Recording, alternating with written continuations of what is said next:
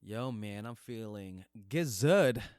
Why? Feeling chocolatey right now. Okay. Feeling frisky. Feeling nice. Why feeling is that? Smooth, What's going on? What's in your body? energized, man. What's There's running through your veins? Nootropics. What else? Caffeine. How? Chimera. Nice. www.chimeracoffee.com. Go check it out, guys. Show the art coupon code. Save yourself some dough. What's a coupon code, man? What's a coupon code? No, what is it? It's Show the Art. That's you it. said that already? Yeah, dog. We out. ChimeraCoffee.com. Do it. Get some. Our next sponsor is InvertedGear.com. Get that panda, baby. Panda. Panda. Check out InvertedGear.com. They sell rash guards, jiu-jitsu gis. Now they're sponsoring Polaris Ford Pro Jiu-Jitsu Invitational. These guys are bringing it big. Check out Polaris. Check out InvertedGear.com. Type in Show the Art 15. Save some money. Sucker. Panda. Boom.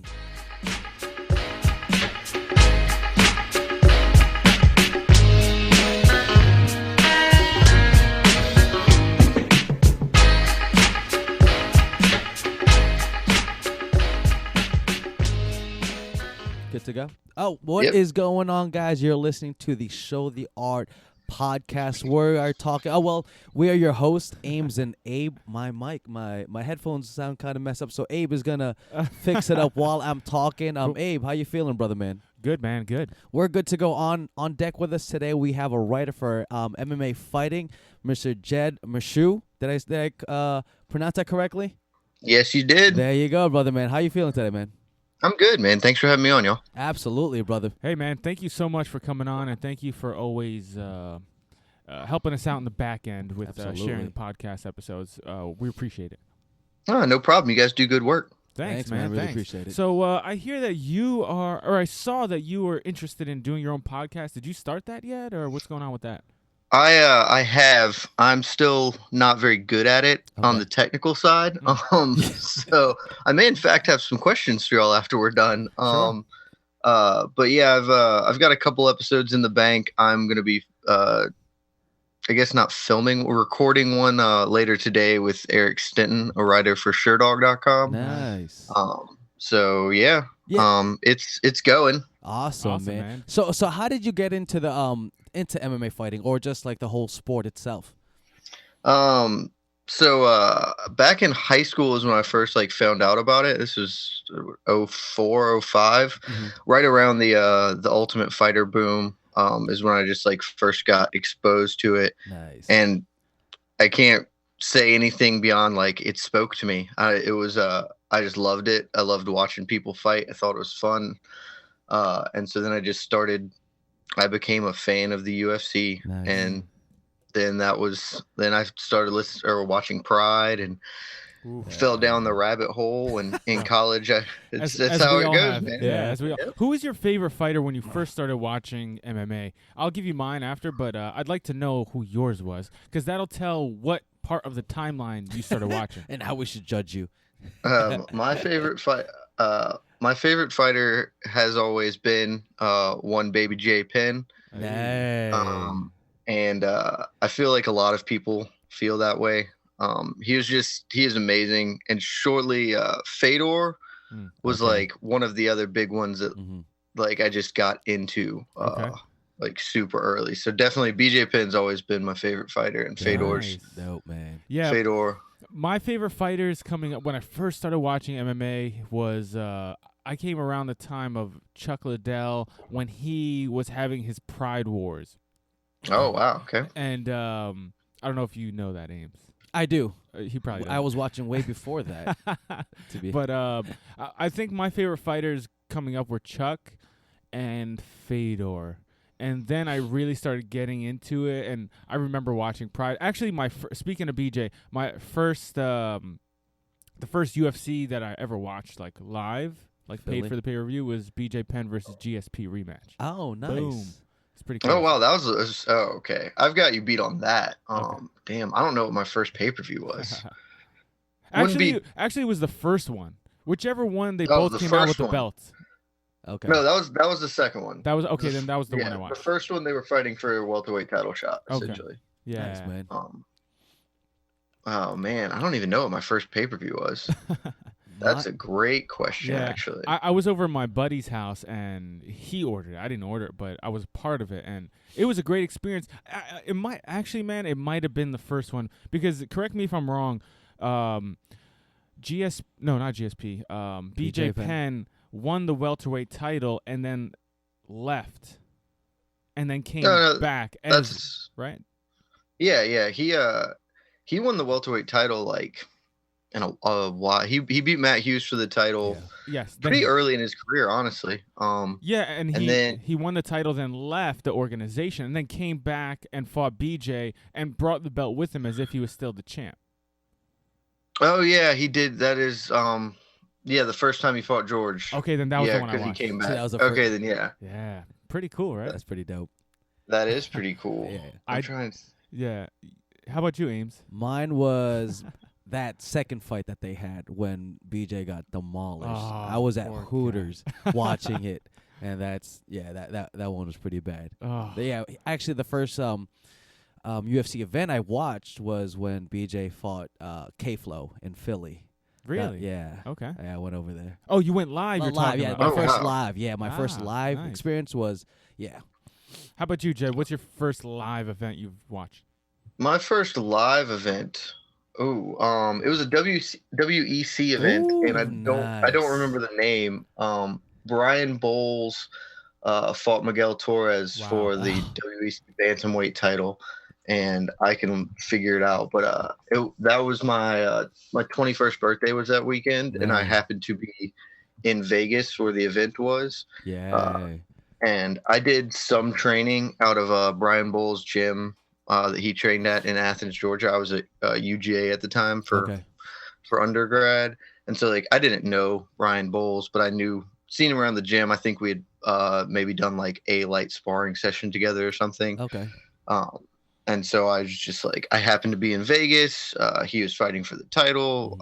It was a WEC event, so tickets were super cheap. So I just got one and went. It was and then he ended up knocking out Miguel Torres and becoming the champion. So that was really cool. That was like around 04, 06, right? No, that was 09. Oh, was it? Oh, okay. That's kind of cheating, saying that was around 04, 06. Well, that's 2 years. That's a long time to try and pinpoint. It is. That was around 04, 2014. So like 04 to 12. Yeah, some type of a gap in there. I think my first pay-per-view was Matt Hughes, Frank Trigg 2. Okay. Oh, wow. That sounds like that might be right. I remember watching that fight and being amazed by it. So Amazing I had fight. Yeah, so that had to be it because I can't think of anything I saw before then. Okay. Nice. But yeah, that fight was amazing. Nice. Yeah, I actually just went back and watched that fight over the weekend. Usually on the weekends, on Saturday, I pick a bunch of fights and just go through them or pick a fighter and watch them. And I wound up going through a bunch of Matt Hughes and GSP fights. Okay. And that was one of the fights I watched. Frank Trigg, Matt Hughes. That's a very good use of your time. Nice. Oh yeah, come on. What are we doing here? I'll take Hey, it is. Yeah. I spent the weekend watching Karo Parisian fight. So nice. Karo was the man back in the day. He was. It was interesting. Yeah. I'm doing an article on him, so I was doing some research. Cool, okay. Man. He was an interesting cat, man. Yeah, and I remember he was the big judo guy in MMA before there was a Ronda Rousey. Oh yeah, right. He was. Right? Yeah, he was like well, I can't say first, I guess, because maybe there's something that I'm not aware of. But yeah, he was the first guy in the UFC that brought judo. He was like a youth national champion, and he was gonna compete in the Olympics and then got like injured right before trials. When would that be? 2000 trials maybe? No, it can't be 2000. That's too far back. I don't know. He because he entered the UFC when he was like 20. Wow. Okay. Yeah, he started fighting when he was like 16 years old. And I guess he was almost on the Olympic team, but then got injured and just kind of gave up on it to pursue fighting. And then he wound up. Where did he fight before he was in the UFC? So he did a bunch of small shows. Okay. But and that was that was when he was like 16. He was doing these small shows, you know, and just fighting like grown men. Granted, they aren't like super good grown men, most of them, but he fought Sean Sherk twice before he even entered the UFC, and it was before Sean Sherk became a UFC champion or whatever. But still, Sean Sherk's a good opponent. He lost to him twice. Okay. But then he debuted in the UFC. Then he lost to George St. Pierre. Then he became the WEC welterweight champion.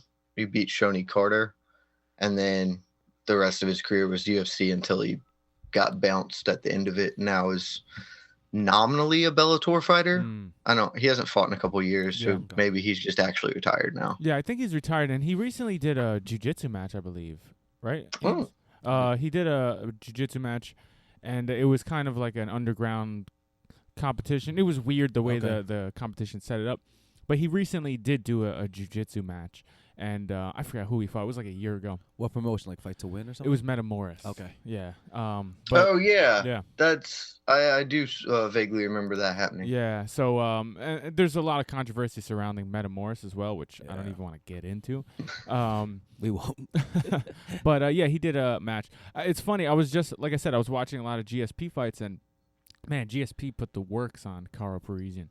And speaking of Sean Sherk, watching that fight over, the size difference was amazing to watch between Sean Sherk and GSP. GSP is normally like a short guy in the welterweight division, stocky, but like not the tallest guy. And he looked like a giant fighting Sean Sherk.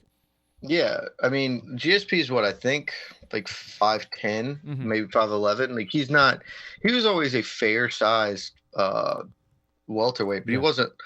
It was funny going back and doing this research on Caro because like it's always just amusing to go back and watch old fights and listen to him. And like it was GSP's debut was against Caro Parisian. Yes.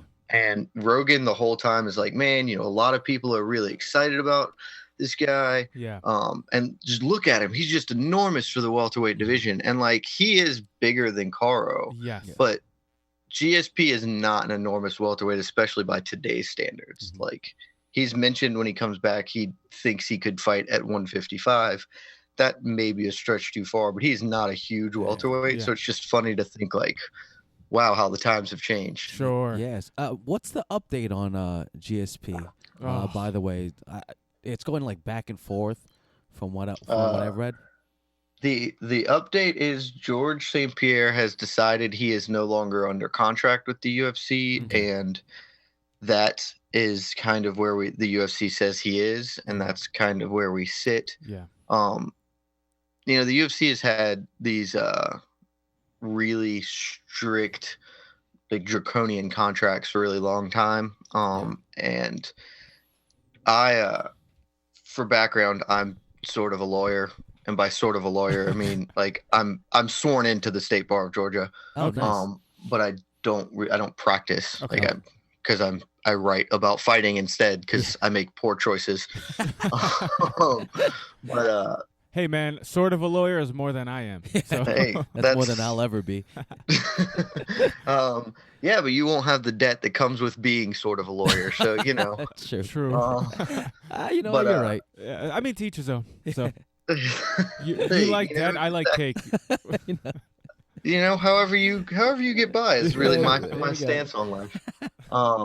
But yeah, like as a law student and as a sort of lawyer, I've always looked at haven't looked at the contracts because you don't really get to see UFC contracts. Sure. We always kind of see the arguments that are made and on behalf of the UFC in these type of situations, and you think like, well, this shouldn't hold up, this shouldn't work, but so far they've been pretty ironclad. Okay. So it's an interesting situation. My guess, George St. Pierre is like the one guy who could actually go to court with this and succeed because he has the money to accomplish it and doesn't need to keep making more. Okay. Like if George never fights again, he'll be fine. Sure. I mean, he still makes money with sponsorships outside of the UFC, big money sponsorships. Yeah. And he's and that's honestly probably a lot of the issue. Yes. With the contract is because when he retired, or I guess didn't retire, but you know, he left the sport in 2013. That was before the Reebok deal. Yeah. And so when he came back, he he left for a lot of reasons, he says. But he's come back and he has many big name sponsors that aren't Reebok, and Reebok has this exclusive partnership.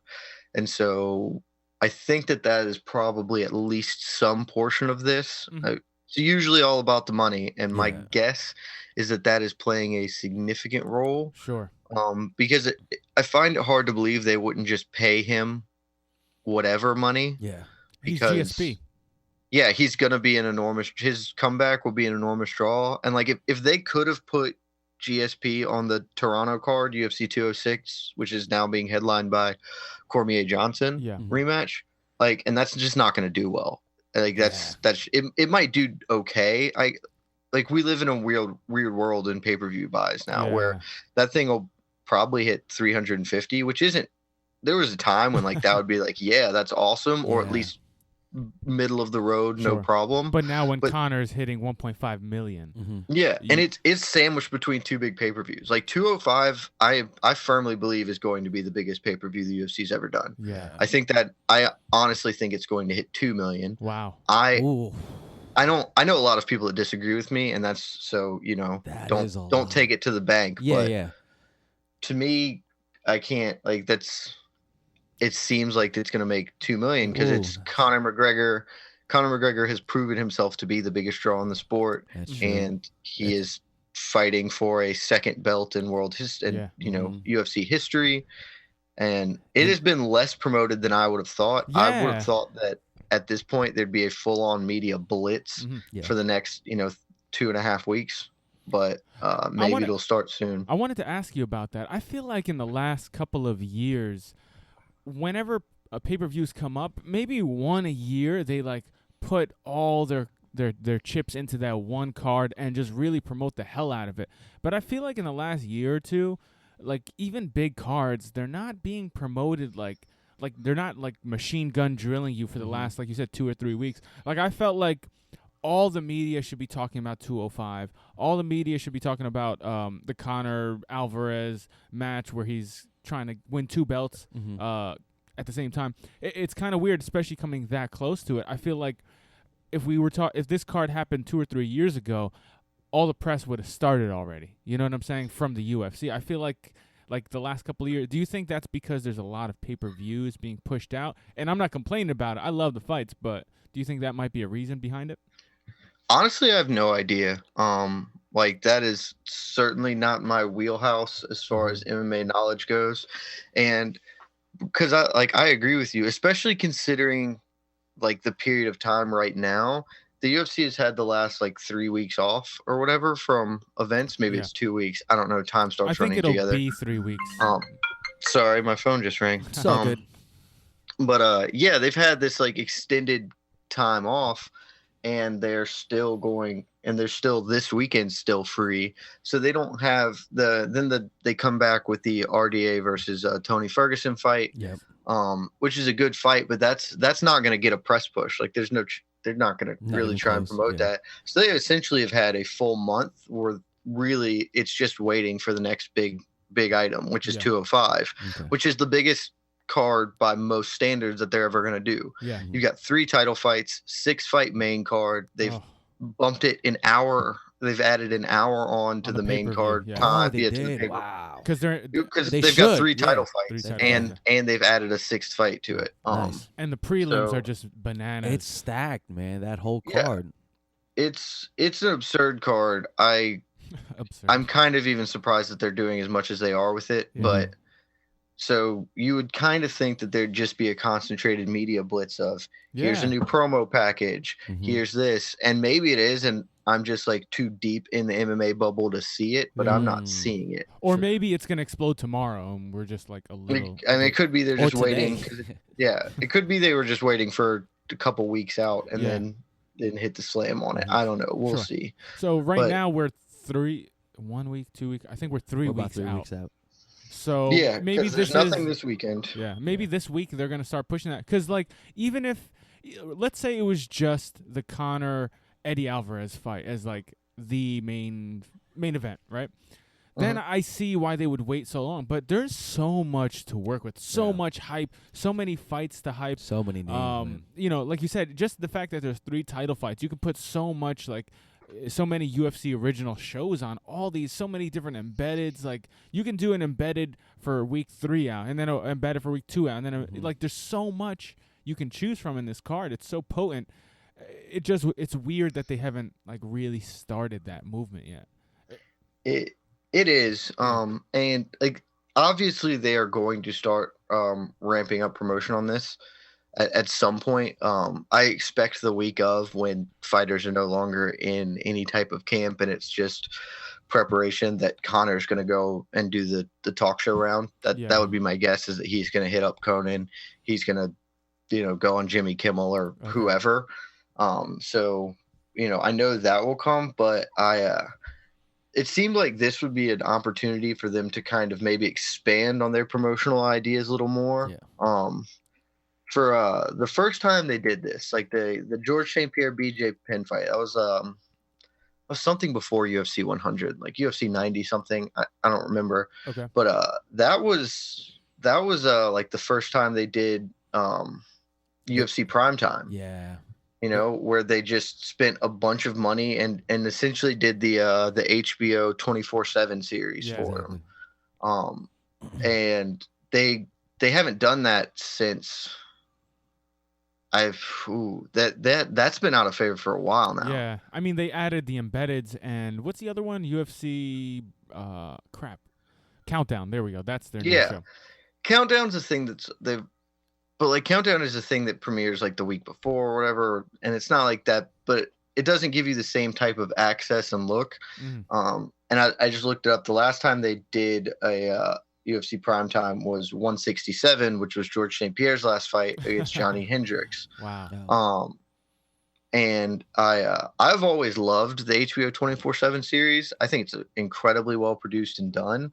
And it seems like this would have been a prime opportunity to bring it back. Very true. Because I mean, you just get like Conor McGregor a week out and Eddie Alvarez a week out, because I don't know how big, like, Conor is obviously Conor, and you don't have to do anything with him. He's going to draw. People care. And Eddie Alvarez has some notoriety. People know him, but you can introduce him on a massive scale and level.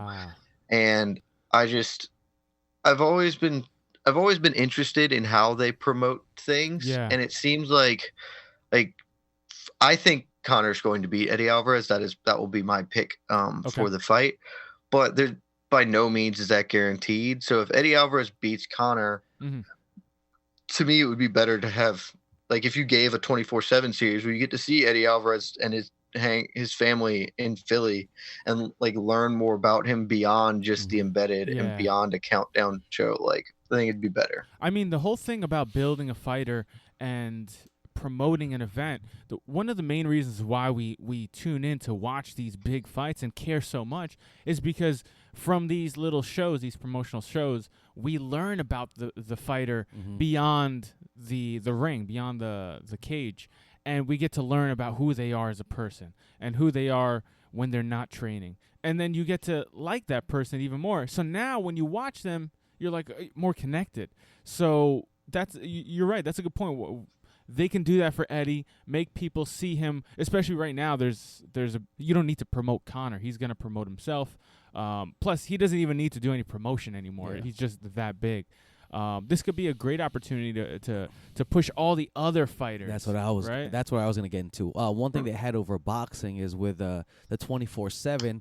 They would just focus, of course, on the main card. Well, just the main event, actually. Main event. Usually the great like thing about Floyd Mayweather type exactly. Thing. On UFC, where I gravitate towards them a lot more, like when I first started watching, is they would promote the main card. Yeah. You would find out about more, like the top 2 or 3 fights, right? Exactly. When Donald Cerrone was just climbing up, you would get to know him and so on and so forth. And then you care about him more. Now I want to tune in and I want to watch this guy. To the average fan, they need to learn more about people like us. We care to delve deep on our own time.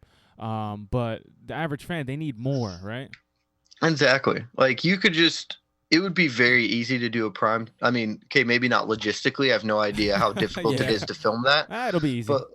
But it would be very easy to to have content for hours and hours of this show just because you've got 3 title fights. Yeah. Exactly. And you've got Chris Weidman, Yoel Romero, Oh my which God. is that it offends me that fight's on this card. Honestly, that fight should be pushed back a week and headline or 2 weeks. There's an event in Albany in December, and that should be the fight headlining that card. I bet they were thinking of that, but Weidman really wanted to be on this card. I'm pretty sure they were probably thinking we want this to be a headline card. Yeah. I believe that you are correct in that. The thing that kind of so everybody wanted to be on this card, and I kind of thought they were going to do what they did with 200, where they had the like 2 events leading up to it, and they just made it. It was International Fight Week, and they just did that. Good point. And so I thought that they would have like a Friday event at the very least. At MSG? MSG has like a sub thing, like the MSG Theater or whatever. Yeah, within it. Really? And because like World Series of Fighting is going to MSG Theater later this year. Or Copycats, boo! It's like a smaller event venue. Apparently, I've never been to New York. I don't know these things personally. Okay. But that's what I thought. I thought that they would be like, okay, everybody really wants to fight on New York. It's going to be an enormous thing. Let's just double up this weekend. We'll put, and you could have headlined the theater card with Weidman Romero. True. Because there's no, like, frankly, there's just no need to have Weidman Romero on this fight card. It's already ridiculously deep. Yeah. The Albany fight card is not that's just not. Yeah. Who's headlining that again? I believe that's the Derek Lewis, Shamil Abdurakhimov. Okay. I'm not good at saying those names, but and they have Aljamain Sterling fighting Rafa Sunsao. Yeah, and that's on that card, right? Yep, that's on that card. And then a bunch of people that nobody who isn't neck deep in the sport knows about. Yeah. That card is not. Like, I love Derek Lewis. I think he is phenomenally fun. But even he went on Twitter not that long ago and was like, who the hell is that guy that I'm fighting? Like, it's not. Yeah. And that's he's not a main event. Yeah. And Chris Weidman, Yoel Romero is both the main event and unacceptable that it's 3 rounds. Because the winner of this is likely getting the next title shot at middleweight. And it has always bothered me when 3-round fights determine title shots. But the argument could be made that Yoel won't be able to go 5 rounds. No, this dramatically favors Yoel Romero. Yeah. Like, I mean, the fight doesn't, but the fact that it's 3 rounds is way better for him than if it was 5 rounds. Sure. Like, it is if it was 5 rounds, I would probably pick Chris Weidman to win. Because it is 3, I am much more inclined to pick Yoel Romero. Yeah. I'm not entirely sure yet, but if it was 5, he would have a very clear disadvantage here. Sure. And 3, that is much less acute. Always thought that I'm of the opinion that any fight between 2 ranked people, according to the UFC ranking, should be 5 rounds, because those are fighters. Like, there's no real other purpose for the rankings, because as we've seen, they don't really dictate title shots. Yeah. No. Like, Dan Henderson just fought for the title, and he was like 14 at the time. So if there's at least give them some type of purpose and make the guys fight 5 rounds. No, that's a good point. Anybody up there is theoretically fighting for a title shot if they're fighting another top 15 person. So, and if you're fighting for a title shot, you should be fighting 5-round fights. Now, speaking of the rankings, do you think that people who vote on the rankings should be more carefully selected, or the pool should be a little greater? Because as far as I know, it's reporters that do it, right? That vote on.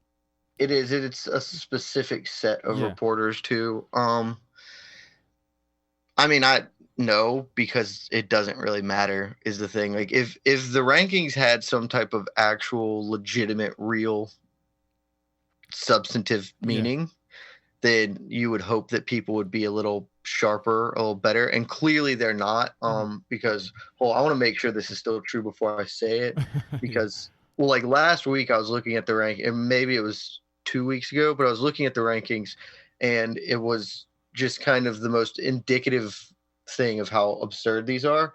And yep, it's still true. What's that? So, because I just pulled up the rankings. So, Rafael dos Anjos was the lightweight champion. Yes. He is currently the number 12 ranked pound for pound fighter. In a vacuum, I have no real problem with that. He is still, a phenomenal fighter. The problem is at lightweight, he is number 2 behind Eddie Alvarez, who is ranked number 8 pound for pound, and Khabib Nurmagomedov, who is ranked number 1 at lightweight and not on the pound for pound list. Yes. Like, that's crazy.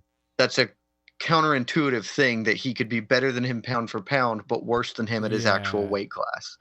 And it's like, because they're not really spending a lot of time on these things. Sure. Like, they're just filling out a quick survey and sending it back up. Yeah, and mostly just sending in stuff and not like, okay, well, I had RDA as the number 6 pound for pound fighter, and then he lost Eddie Alvarez, so now Eddie's going to be the 7th ranked guy, and we'll drop RDA a few spots, and you're not like thinking super critically. And I don't really have a problem with that because the rankings they're made up and they don't mean anything really. But if let's get some more validity. Let's get some more thought. Let's put some more thought into these things. Obviously, they're putting more thought into the top of that pound for pound list than the bottom. But it's like, come on, guys, let's think a little bit more clearly and get things a little bit more correct. And also, I guess when they look at the pound for pound list, usually the only people that are in the runnings, correct me if I'm wrong, because you're looking at the list, it's usually people who are champions or were champions recently. Oh yeah, it's all champions. It's all champions. It's everybody on here is holding a belt. Which makes sense, right? Yeah. Robbie Lawler is the first person not holding a belt at number 11. Jose Aldo has an interim belt, but realistically, that's likely going to just turn into the actual featherweight championship, and he's number 5. Yeah. Where's Conor on that list? I thought he was number 5. Conor is number 4. Okay. Because John Jones is dropped from the list. So everybody moves up a slot. And that's another thing, like Conor got to number, I remember like a year ago, Conor, I think even before he won the belt, he was on that list. And right? And it's I think that's right. Yeah. I mean, the thing about Conor, he's a great fighter. I don't think he's the best fighter out there. He's one of the most dangerous. Now that's a different story. But when you look at all-around fighters, and I just want to give my pick, I believe that my pick will be Eddie for that fight. Very close. I mean, it could go either way, like you said. It's a fight. Conor is an X-factor fighter. He throws bombs. I believe he's a little bit more dangerous of a fighter than Eddie Alvarez at this point of his career. But Eddie, I believe, is the better fighter, the better competitor, and that might make the difference. So it's just hard when we're ranking things, and the people that because we do still look at the rankings. I still like looking at the rankings, but it's hard to like them, more down the line when I know it keeps getting murkier and murkier. I feel like they should have like a public ranking system. I know some websites do that, where it's like the rank your top 10 pound for pound, but even that, you get a bunch of Twitter warriors that don't really watch MMA. They're just rooting for somebody that they're fans of. How do we solve this issue? Man, I have no idea, honestly, because like I'm not even gonna lie. If I don't vote on the UFC rankings. I probably could actually if I like push for it, ask them to do it. You only just like have to send an email to them and be like, I represent this media outlet, and MMA fighting is a big media outlet, so they probably let me do it, honestly, if I wanted to. But I don't, because like I'm not casting aspersions on anybody. Like I would treat the rankings the same way. Early on, I probably would like spend a lot of time mulling over it and looking at it and be like, okay, yeah, like here it is. And a lot of these, I think you can kind of find a decently clear enough order on how people should be ranked. But I'm sure eventually I'd just be like, oh, whatever. Like Dominic Cruz is the best bantamweight, and then let's just go Dillashaw, Lineker, Uriah, whatever, and just go down the list. So about that fight, not that fight, but Dominic Cruz, is he? There's rumors stirring that he's going to fight Cody Garbrandt. Is that just a rumor, or is that like most likely going to happen? And if so, what do they do with TJ Dillashaw? That is most likely going to happen.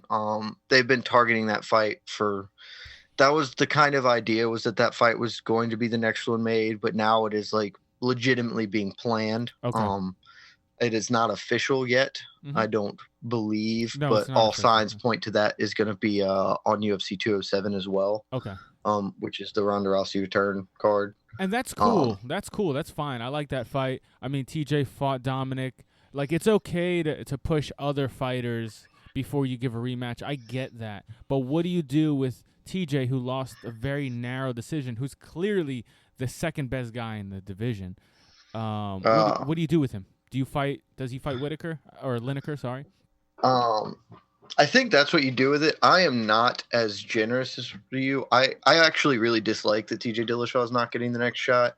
I understand it. Yeah. Don't get me wrong. Like, it's not this is a bigger money fight. It has more so generic fan interest, but you know, and I'm interested in the fight. Yeah, I'm interested in the fight. Like, don't get me wrong. I think Cody Garbrandt is probably the best pure athlete at bantamweight. I think he provides some interesting looks, and I'm excited to see how he develops. I think this might still be a little early in his career for something like this, but mostly just like Cody Garbrandt hasn't beat somebody really worthwhile. Like, he's beaten good fighters, but he's coming off a sensational win over Takeya Mizugaki. But Takeya Mizugaki is like number 14 in the rankings right now. You know, it's just not like, I would much prefer if this were a sport, and it's not really a sport, and that's fine. If it were a sport, like, you would just run back the Dillashaw Cruz fight, because I wanted them to do that the first time. Their fight was so close. I thought TJ Dillashaw won.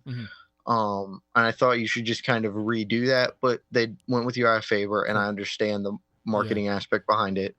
But I think that, if you were really concerned about the sporting aspect of this, you run back Dillashaw Cruz right now, and you would have Lineker fight Cody Garbrandt. Yeah. I'm in 100% agreement with you, and don't get me wrong. Don't get it twisted. I'm a huge TJ Dillashaw fan, and I believe he should have gotten the immediate rematch, and I get why they didn't. And I get why that, like you said, the Uriah Faber fight second made sense. But after TJ won his next fight, he should be it's clear, like, it's robbery. I mean, the only way I would think that they would get away with this is if they promised TJ something like huge. Like, hey, we're gonna give you a big money undisclosed on the next fight because we really want to make this wheel turn. We really want to push this. It's a little unfair, we know that, but we're promising you something huge next. So do you think that's what's going to happen? And don't get me wrong, I think TJ is getting screwed here, but we got to keep the wheels rolling. We got to keep thinking what's the next thing for him. I don't think they're promising him anything because I don't think they have to. I think he will get my guess is TJ Dillashaw will get John Lineker, maybe a John Dodson rematch. Okay. Because I'm inclined to think John Dodson, just because that has kind of a built-in storyline. Yeah. If you give him a John Lineker fight, the winner of that fight gets this challenge for the next title shot. Sure. And if they don't, then there's something like fundamentally wrong with everything.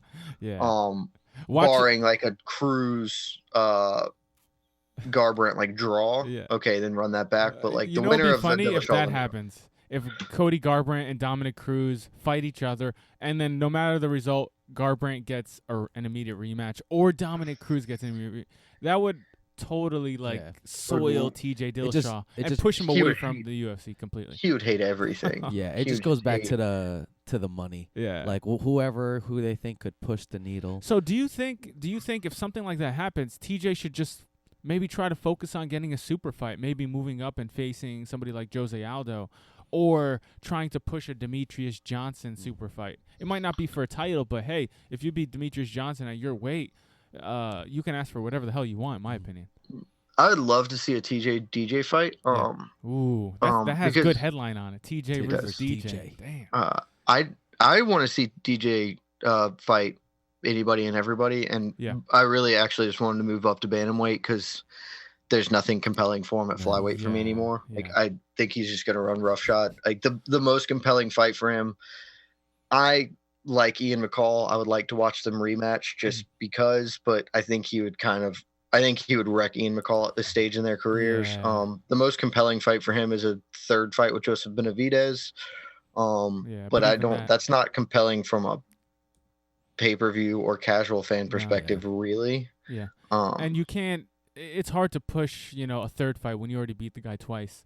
Yeah. I mean, you can, unless but the it's, standards change. I feel like unless something happens where like the other guy, like when Misha won the title, now it made sense to have Ronda fight her again because of the situation. Benavidez is going to fight Cejudo, and the winner of that ostensibly gets another title shot, because it's number 1 and number 2 guy in the division, and DJ's beaten everybody else other than Wilson Hayes, who he was supposed to fight and then got pulled off the card, and so but like there's just I think he just beats everybody at flyweight. Benavidez is the toughest fight for him. He narrowly won the first one, and he put a stamp on it the second time. Like that probably won't happen again, but he's too good for his division. And at this point, I want to see him take on bantamweight fights. A TJ fight would be amazing. Dominic Cruz rematch. I feel like that match would go a little bit differently. I don't know if he would beat Dominic. DJ. I think DJ would. Yeah, I agree with you. But it would be crazy to watch, man. That's like the super fight that's the rematch that we need to see, man. That was the fight I thought would end up getting made until Cody Garbrandt started like actually getting this kind of support for talking trash. I did sort of think they would have that DJ, just because he has nobody else to fight, and that fight would be amazing. That's the fight I really, really want to see. I would settle for DJ versus TJ. But I don't think that that's really kind of where Dillashaw's head is. No, he just wants the belt. Yeah, I think he just wants to get the belt back because he doesn't think he lost to Dominic Cruz, and I tend to agree with him. So my guess is that he won't be like pursuing a super fight. He'll just try and take on John Lineker or John Dodson or Jimmy Rivera or Brian Caraway. Like a win over any of those guys should get him a title shot. Sure. It's just kind of one of those things where he has to say, like, what am I gonna do? Like, what do you guys want me to do? I have to fight. What am I gonna do? Yeah, and exactly. He's just got to put together a win, and if he just gets one more win, and then Cruz is still denying him a title shot because he wants to go fight Jose Aldo or whatever. Dominic Cruz has so little interest in rematching TJ Dillashaw. You know why? I'm not saying he's afraid of him. I hate when people say fighters are afraid of other fighters. You're a fighter in the game for a long time for a reason, because you're not afraid of people. Yeah. But I feel like, Dominic Cruz feels like he won and knows that would be a very difficult rematch. And he'd rather get other fights in before he really has to push that fight. You know what I'm saying? Like at the end of the day, you might not be afraid of somebody, but I'd rather fight someone I haven't fought and I know that they're a little easier to fight. I agree with that line of thinking. I don't ever think a fighter's afraid of anybody because it's just they're not wired that way. Yeah, you wouldn't be a fighter if you were. Honestly. Exactly. But I don't actually think that's the case here. I think he just genuinely does not care because it is most fans don't seem to care. And it's just he's taken such a long extended break in his career, and that he wants to get captivating, interesting fights in for himself. Gotcha. And so I don't believe he actually cares a whole lot about fighting Cody Garbrandt because it's a relatively easy fight for him. All things Cody Garbrandt's a very threatening fighter. He poses some challenges, but Dominic Cruz should likely beat Cody Garbrandt. And I think he knows that, and he doesn't view this as a challenge so much as there's a storyline here and people will care, and that's what he wants to do. He doesn't have a ton of time left in the sport. He already missed a lot of sure, good point. Peak. And so I think, he does want to fight Jose Aldo. He does want to fight Conor McGregor. True.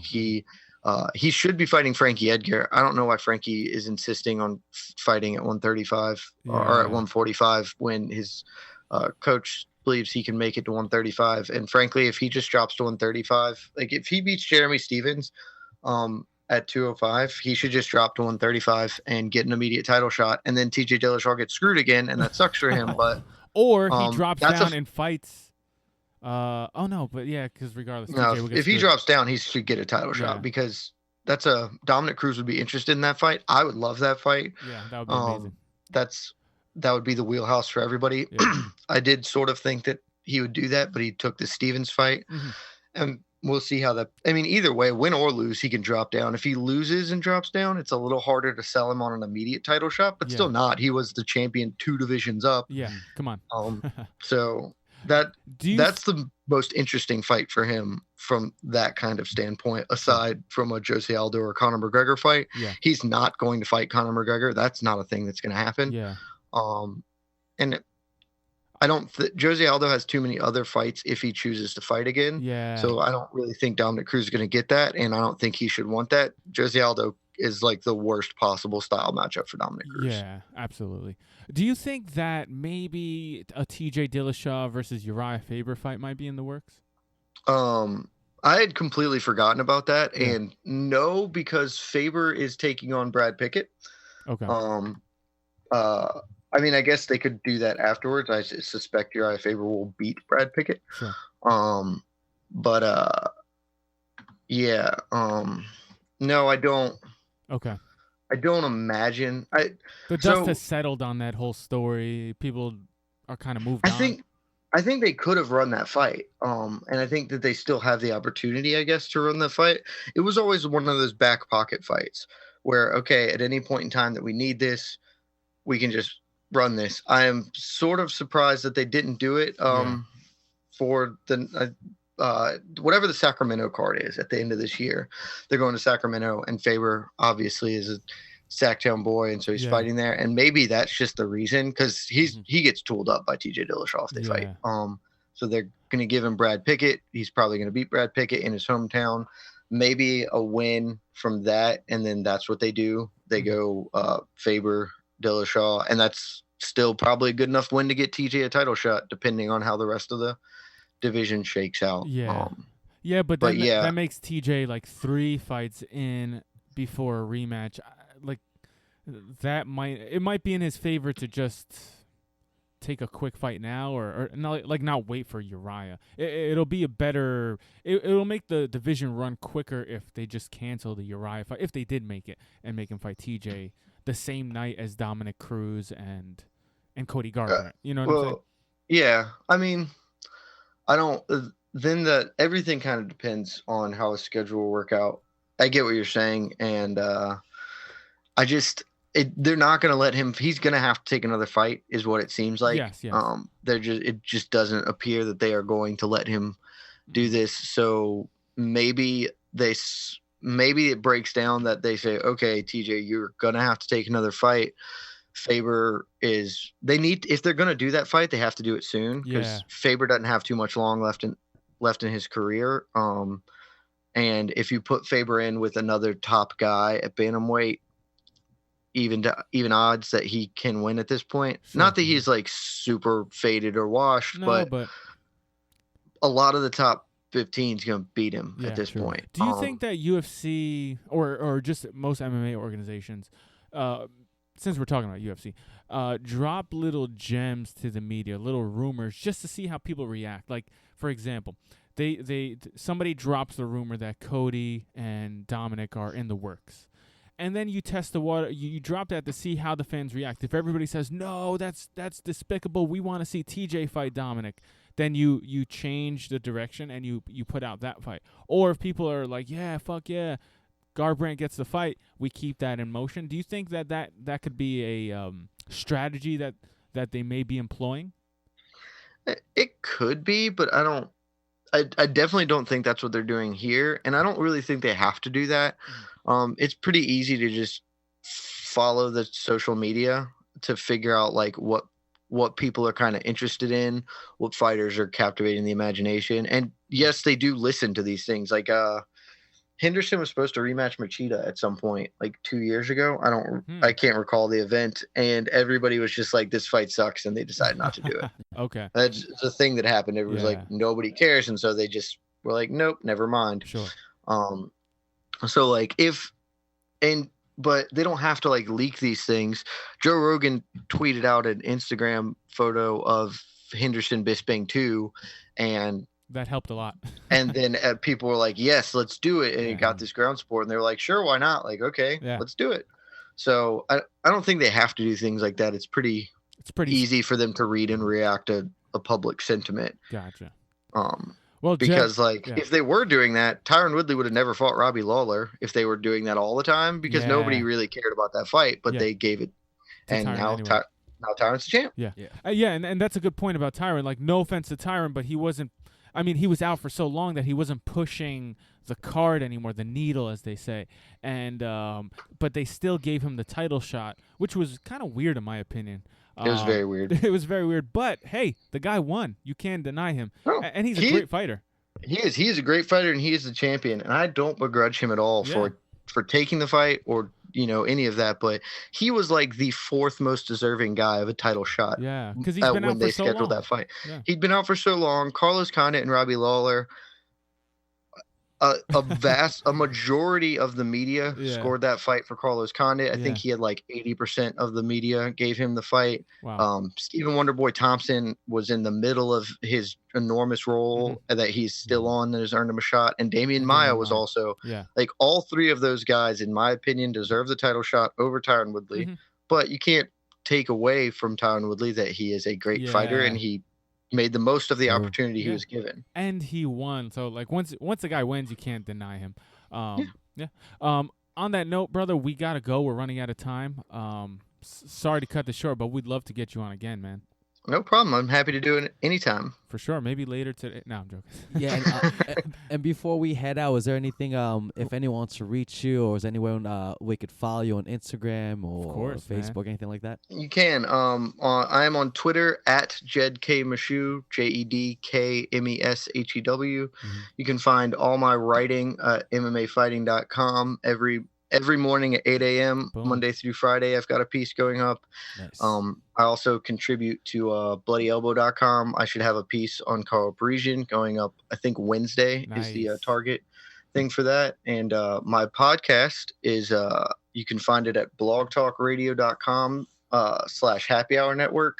Okay. It's the Fist Fight Fan Club, and I am speaking with Eric Stinton of SureDog later this week. Awesome, man. Or later today, so that'll be up in the next couple of days. There you go. I like that name. That's a badass name. Cool, man. Well, I didn't want to just do the Jed Meshew show. It sounds boring. So people would be like, "What? What's that?" Yeah, who's that guy? Cool, man. So we'll talk to you soon, and definitely I'll hit you up later, and we'll talk more about some podcast stuff. Cool. Sounds good. Thank you. Thanks for having me on, y'all. Absolutely. Sure, man. Take care, brother. Take care.